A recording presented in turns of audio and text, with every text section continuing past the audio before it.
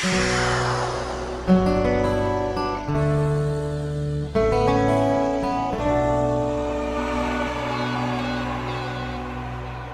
bienvenidos a la tercera parte del estudio sobre la carta a los Romanos.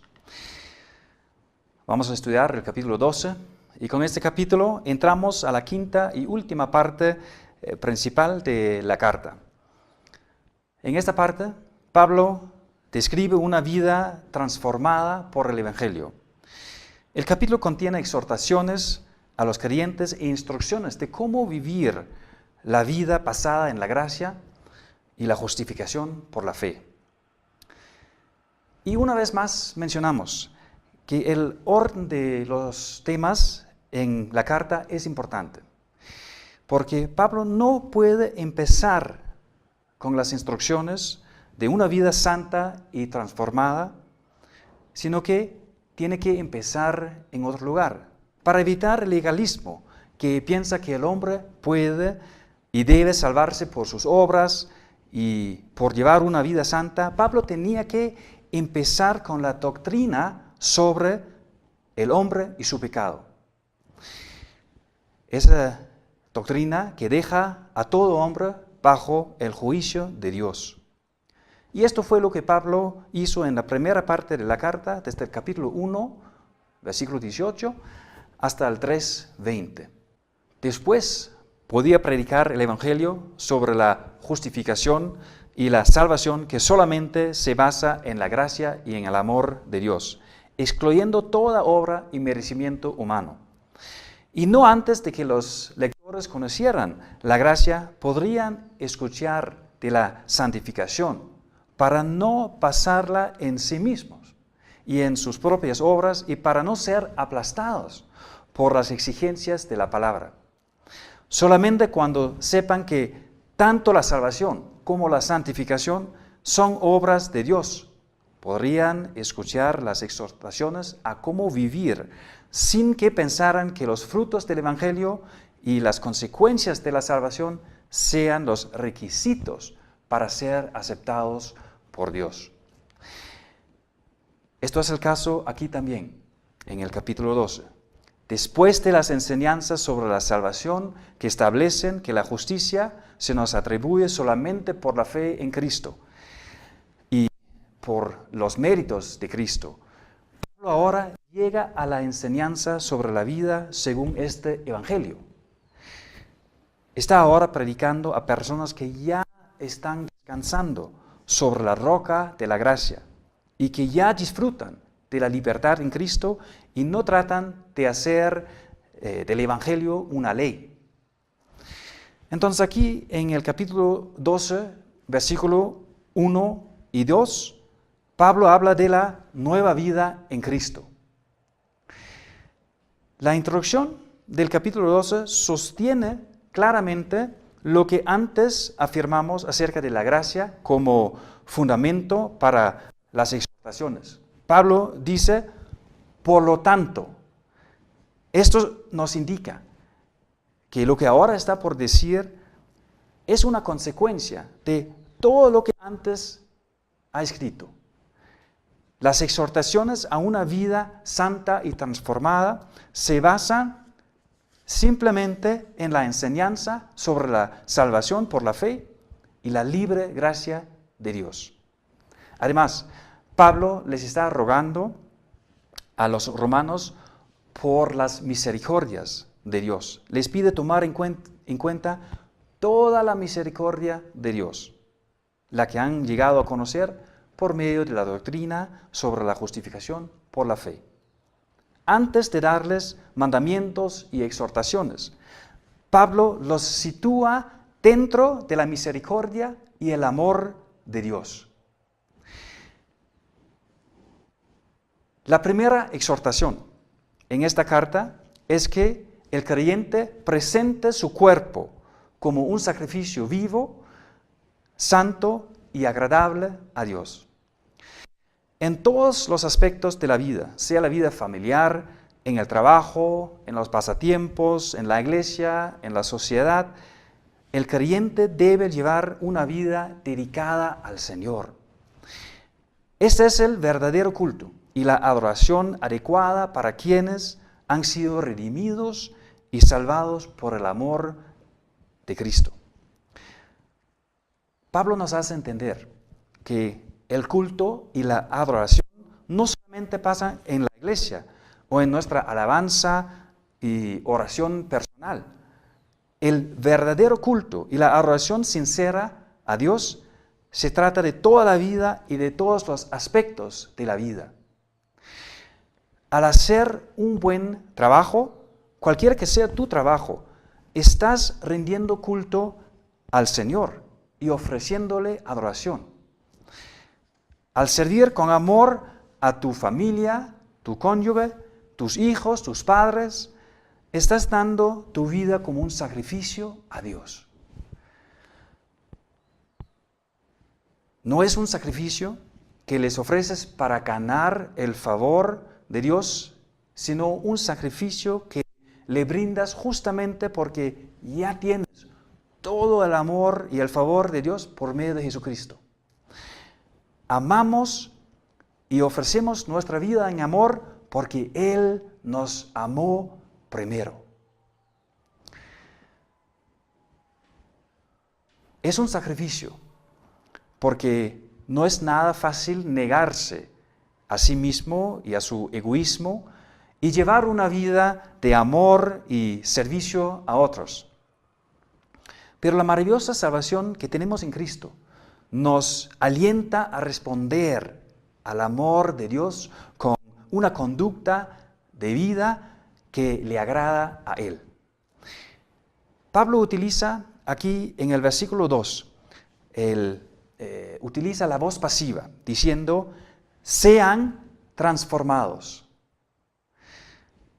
Esto indica que quien nos hace santos y quien nos cambia es Cristo por medio de su Espíritu Santo. Él es nuestra única esperanza para crecer en amor y ser transformados. No es una obra nuestra, sino es la obra del Espíritu Santo.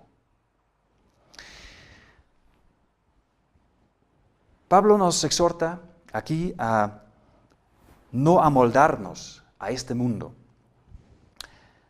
La gente del mundo, los no creyentes, tienen una forma de pensar y un esquema de vida que son ajenos a la voluntad de Dios. Y no debemos conformarnos al pensamiento egoísta, perverso, impío que ofrece este mundo. Obviamente, esto es difícil, porque vivimos aquí en este mundo y todavía no en el paraíso. En la televisión, en la radio y por medio de nuestras relaciones con familiares y amigos y colegas no creyentes, el pensamiento del mundo impío siempre nos afecta. Pero tenemos que estar conscientes del peligro de no conformarnos y de adaptarnos a la forma de pensar y vivir de los no creyentes. No debemos ser como la masa de una torta que se pone en un molde para darle a la torta la forma del molde. Nosotros como creyentes no debemos permitir que el pensamiento del incrédulo nos amolde. Siempre al hacer una torta ponemos la masa en el molde para que tome la forma del molde antes de hornearla, ¿no? Y nosotros como creyentes no debemos ponernos en el molde de este mundo. Porque si nos pasa esto, al final vamos a conformarnos, vamos a alejarnos de una vida según la buena, agradable y perfecta voluntad de Dios. Unos ejemplos. Con respecto al matrimonio, el mundo impío quiere enseñarnos que está bien buscar otra pareja o cometer adulterio. Si no te sientes bien con tu esposa o esposo, hay que seguir los deseos del corazón y buscar una aventura, así se dice. Esto es lo que nos enseñan las películas, las telenovelas y también los ejemplos de las personas famosas y quizás de los vecinos, incluso nuestros familiares. Estamos expuestos siempre a este pensamiento y fácilmente llegamos a conformarnos y a adaptar la misma actitud. Así también con respecto al materialismo. El mundo nos enseña a buscar la felicidad en lo que se puede comprar y consumir.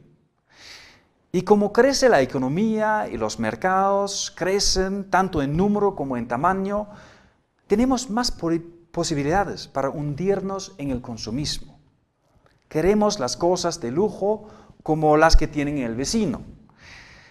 Pensamos que nos hacemos más felices si poseemos más cosas o quizás si poseemos algo especial.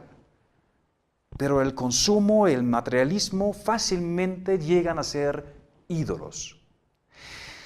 Si buscamos nuestra felicidad en esas cosas y si tratamos de satisfacer el vacío que está dentro de nosotros a través de esas cosas materiales y a través del consumismo, estamos cometiendo el error de sustituir a Dios por algo inerte que solamente nos traerá decepción y dolor. Pablo dice que no debemos amoldarnos al mundo, sino que seamos transformados. Repetimos que esto no es algo que nosotros mismos podemos realizar, sino que es el Espíritu Santo que vive en nosotros que lo puede lograr. Él nos dirige siempre a Cristo para que crezcan nuestro amor y adoración a Él por el amor y la gracia que siempre nos muestra nuestro Señor. Su amor es el poder que nos puede cambiar por medio de su Espíritu Santo. La gracia inmensurable que Dios derrama sobre nosotros por causa de la muerte de Jesús es lo que nos puede transformar, de manera que lleguemos a conocer más y más la voluntad de Dios y aplicarla en más y más áreas de nuestra vida.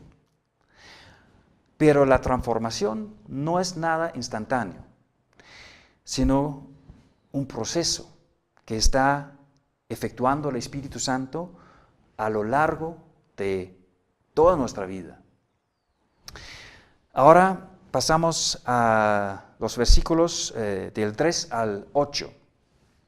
Y ahí Pablo habla sobre los dones espirituales. La gracia también es la base de los dones espirituales. Por la gracia que ha recibido Pablo, les dice que no sean arrogantes y que no piensen que son superiores a otros.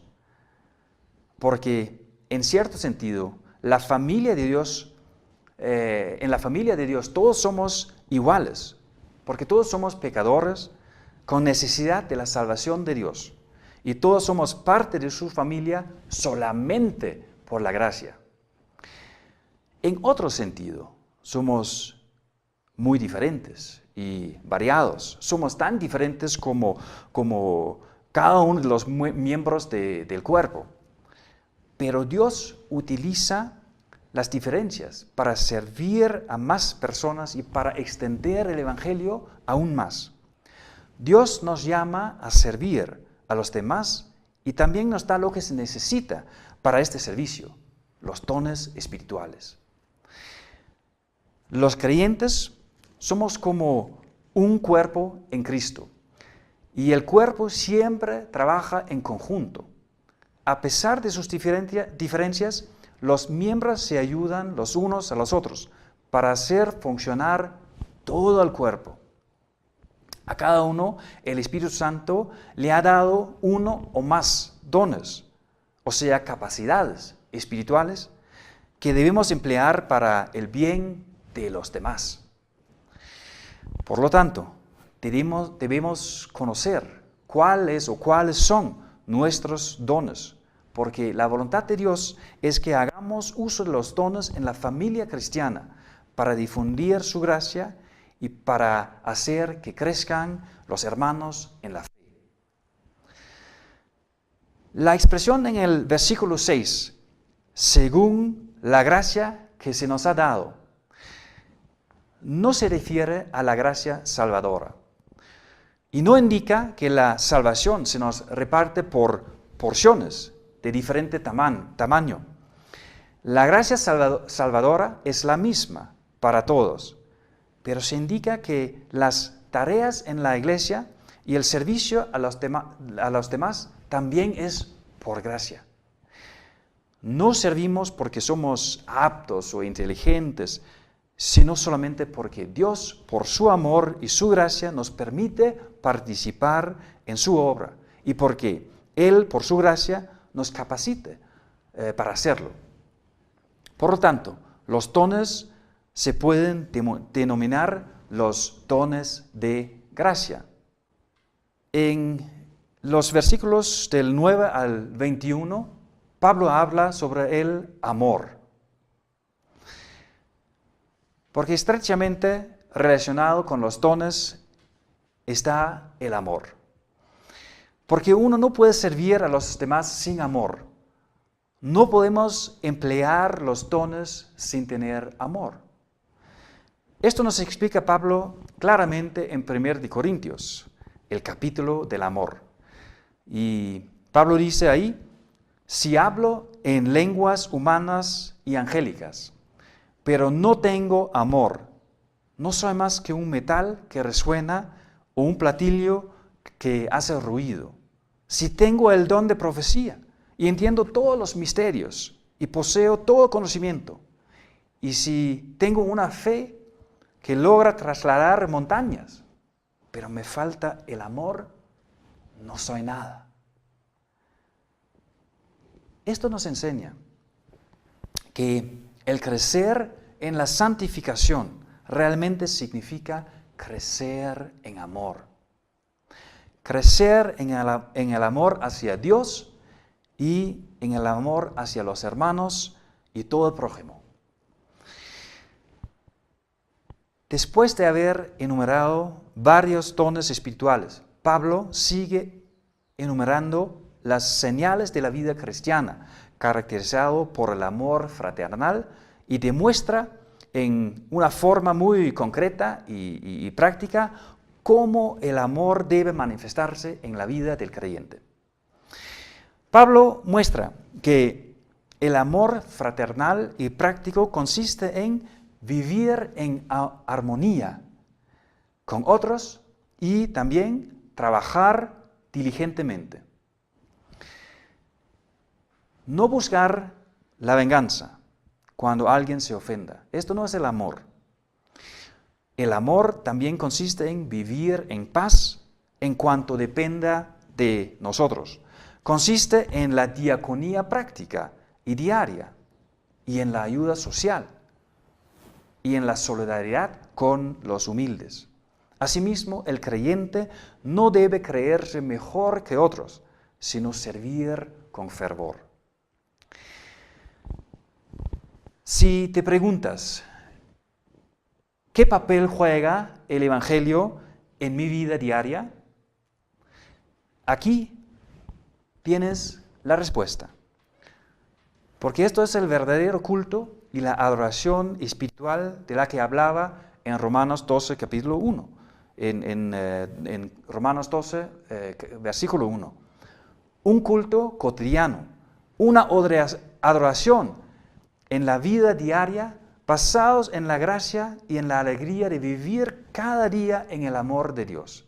En esto consiste realmente tu adoración diaria. Y de esa forma, el Evangelio juega un papel y tiene importancia en tu vida diaria. Y la enumeración de lo que caracteriza la vida cristiana casi suena como aplicación de la ley. Algo que tiene el propósito de revelar el pecado y juzgar el pecado en nuestra vida. Pero no es la intención de Pablo aquí, porque lo está escribiendo con tanto amor a los creyentes y con tanta alegría por la gracia, para que entendamos que así puede vivir el cristiano. Puede ser una realidad en la vida del creyente por la obra y por la transformación del Espíritu Santo. Obviamente, esas palabras también tienen esa función de revelarnos como pecadores, porque nunca vamos a llegar a la perfección en lo que está hablando aquí Pablo. Nunca vamos a llegar a la perfección en esta vida, pero ahora, por la fe en Cristo, por la justificación, por la gracia del Señor, ahora estamos bajo la gracia. Y bajo la gracia todo ha cambiado. Hasta el hecho de ser humillado y expuesto como pecador es diferente ahora. Porque ya esto no nos lleva a la desesperación, ni al miedo, sino que nos lleva al arrepentimiento, que nos impulsa a refugiarnos aún más en la gracia de Cristo. La forma concreta y práctica y muy condensada que utiliza Pablo aquí nos hace entender que podemos realmente usar cada frase como un espejo para nuestra vida cotidiana. ¿Cómo vivimos nosotros? ¿Qué haces tú frente a los demás? ¿Cómo reaccionas cuando alguien te molesta o te hace daño? Utiliza la palabra aquí para ver cómo está tu vida. La conclusión de Pablo es que no debemos dejarnos vencer por el mal, sino que venzamos el mal con el bien. Esta es la respuesta y la reacción que el amor de Dios y su inmensurable gracia engendran en nosotros. Esta meta no la logramos nosotros mismos, sino que es la obra transformadora del Espíritu Santo en nosotros. Y solamente se puede lograr al fijar nuestros ojos en Cristo y dejar que Él sea nuestro más profundo gozo. Gracias, hermanos.